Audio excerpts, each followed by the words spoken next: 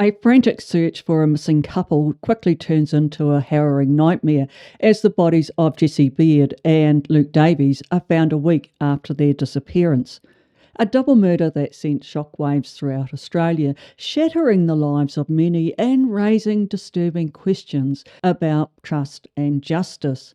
Let's unravel this nightmare, piecing together the events that led to Jessie and Luke's loss and the investigation that pointed the finger at an unlikely suspect, Senior Constable Beau Lamarre-Condon. This terrible tragedy that befell Jessie and Luke started a few days before their murders on Friday the 16th of February 2020. It starts here as Lamarre-Condon steps out of a Sydney store with a surfboard bag. Keep that detail in mind because it's going to be crucial as we start to untangle this story. Fast forward to Sunday the 18th, and that's the day that marks the beginning of the Sydney Gay and Lesbian Mardi Gras Festival. Everyone is out enjoying themselves, including Jessie and Luke, who are celebrating the beginning of the festival at the Beresford Hotel. Little did they know that things would take a dark turn the following day, because on Monday at 9:50 a.m, Lamarre-Condon is captured on camera lurking about 25 metres from Jessie's home in Paddington. The footage shows him getting out of a black SUV and then heading off somewhere. Minutes later, gunshots ring out across the suburb and an emergency call is placed at 9:54 but disconnects abruptly before any conversation can happen. Police respond, but they can't dig any deeper because they simply don't have enough information. Meanwhile, Jessie's flatmates receive a very suspicious text from him saying that he's moving to Perth and to put all his furniture out on the street for collection. The question is, who sent that text? Was it really Jessie or was it the alleged murderer trying to cover his tracks? And remember those surfboards? Well, Lamarre-Condon is captured again on CTV footage buying another surf bag. This raises an interesting possibility. Did Lamarre-Condon intend only to murder one person and not Jessie Baird's ex? I think what's happened here is that Luke Davies just happened to be in the wrong place at the wrong time. Back to Lamarre-Condon. After purchasing the surfboard bag, he also rented a white van from Sydney Airport. This is the same van that's captured on CCTV footage right outside of Jessie's house. Suspicious? Well, the police think so because they're going to allege that Lamarre-Condon used the white van to move the bodies from Jessie Baird's house to another location. They also believe that the double murders happened around 9:50 a.m. on the Monday. But it's what happened next that's particularly disturbing for Jessie Baird's flatmates. Because on the 20th of February, Jessie's flatmates go into the courtyard and stumble upon two surfboard bags, which, unbeknown to them, are hiding the bodies of Luke and Jessie. On that very same day, Lamarre-Condon calmly returns his police-issued Glock firearm to the Balmain police station. But here's the twist. In New South Wales, police are allowed to take their work firearms home if they're doing a user pay shift. And that's exactly what was happening here because Lamarre-Condon had checked his firearm out to provide security at a protest march on the Sunday. But that does not tell us why he still had the firearm in his private possession on the Tuesday. Even more disturbingly, on Wednesday the 25th, Lamarre-Condon shifts the same firearm from the Balmain to the Miranda police station. Was this a cover-up, an attempt to confuse work colleagues by moving the firearm around? On the same day, a Cronulla worker stumbles upon a ghastly assortment in a skip bin. A watch, a credit card, and bloodied clothing. The investigation escalates as the bloodied credit card is traced right back to Jessie Baird. And sadly, the police realise there is a second victim because they find another set of bloodied clothes in the skip bin. The police rush to Jessie Baird's house on Brown Street in Paddington, and what they discover is nothing but gruesome. In their words, there was a substantial amount of blood that was consistent with a fatal incident. A missing persons investigation is initiated, and Jesse's Brown Street home is now a crime scene. As police start their forensic investigations, they come across what must have been a gut-wrenching piece of evidence. A pistol casing is found at the scene of the double murders and is a direct match to a New South Wales police firearm. Lamarre-Condon's involvement is now unmistakable. Let's turn the clock back a few hours. Just as the police were starting their forensic investigation, the prime suspect, Lamarre-Condon, embarks on a mysterious journey to Bungonia in a white rented van. Only this time, he's accompanied by an innocent female friend.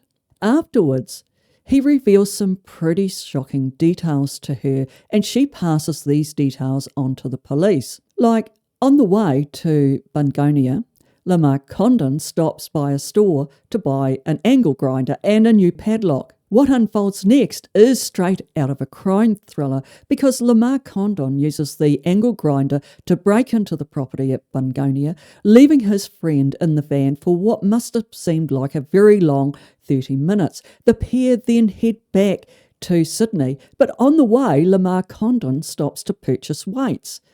The journey takes an even more sinister turn because Lamarre-Condon returns to the Bungonia property that night, only this time without his friend.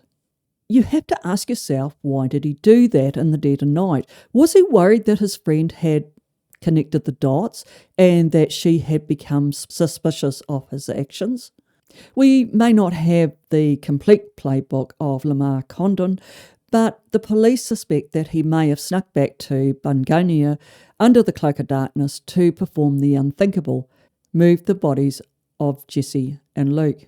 This clandestine operation to remove the bodies probably started in the early hours of Thursday the 22nd, around 4:30 a.m.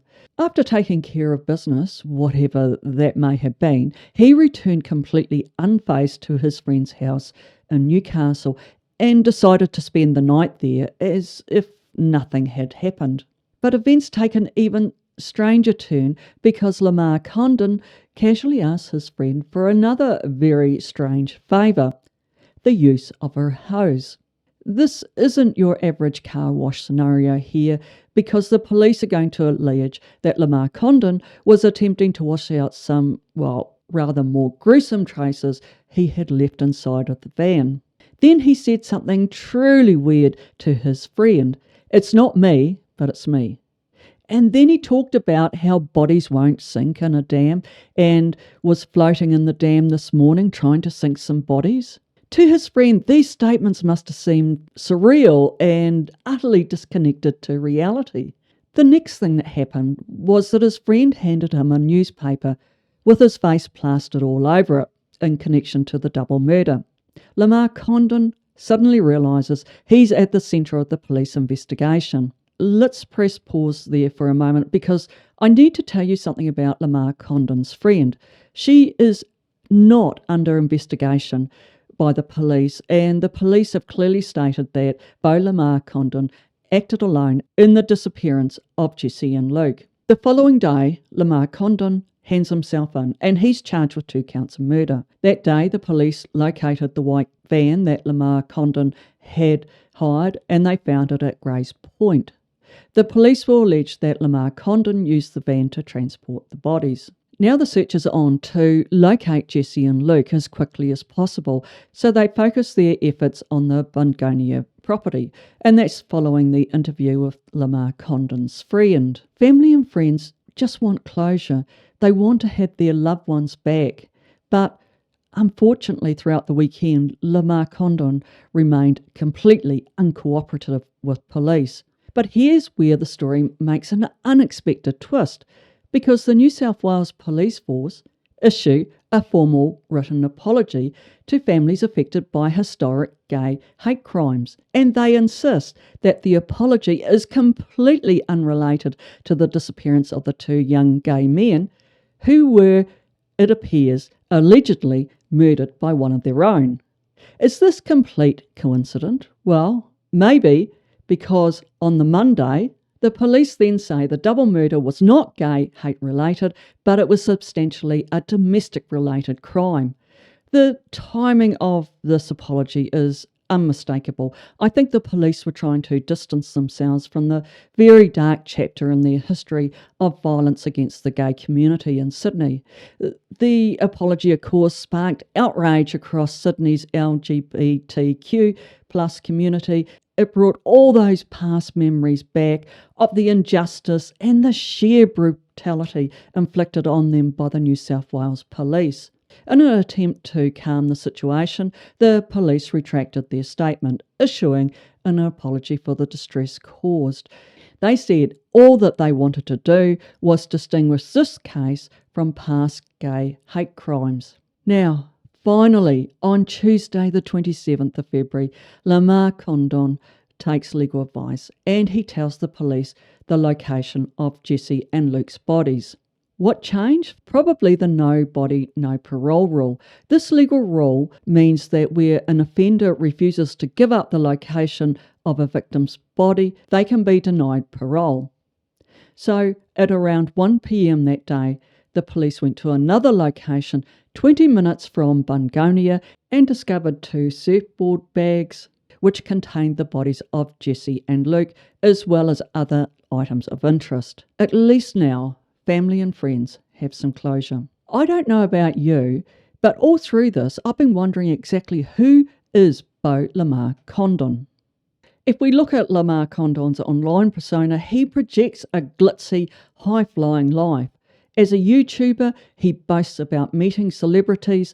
However, this is all just window dressing, because in reality, he didn't own all sorts of fashion accessories or racy cars or fly in expensive jets. He just drove around in a 2012 Holden Cruise. Now, I'm not saying that a Holden Cruise is not flashy, it just doesn't match the image that he is trying to project of himself to the world. So what about his relationship with Jesse Baird? What we do know is that Jesse made a very clear decision to end things with Lamarre-Condon by the end of 2023, and he told him so in very clear terms. The consensus among family and friends was that the relationship was not a serious one in the first place. But here's the crux of the matter. Jesse lived in fear because Lamarre-Condon couldn't handle rejection. Reportedly one night, Jesse saw a mysterious figure standing at the end of his bed. The dark presence slipped away, eluding identification. Jesse also confided in his mother that he was scared that Lamarre-Condon continued to make uninvited visits to his Paddington home. There were also accusations of malicious acts by Lamarre-Condon, who poured water onto Jesse's car engine and then keyed his car. Shockingly, but also understandably, Jesse chose not to complain to the police, and the rationale is clear. Lamarre-Condon's ties to the police family presents a daunting barrier for anyone who wants to make a complaint against a serving police officer. I think there's some pretty unsettling questions about this case. For example, why did Lamarre-Condon cling to his police-issued firearm in his private possession so long after the user pays events? Remember, he only returned it on the Tuesday. What's more, if his gun locker went under an audit, why were there no alarm bells ringing? What about the psychological testing for new police recruits? What kind of screening did Lamarre-Condon go through? Because from where I stand, it appears he harboured a grandiose view of himself, intermingled with unsettling allegations of stalking and harassment. This is not what we expect from a police officer. Lamarre-Condon was wielding intimidation and aggression simply because he could and because he didn't get what he really wanted, which was a relationship with Jesse Baird. Well, folks, this is where I'm going to wrap things up for now. For more content like this, stay connected for the latest updates by hitting the subscribe button and notification bell. And if you like the video, hit the like button. Until next time, take care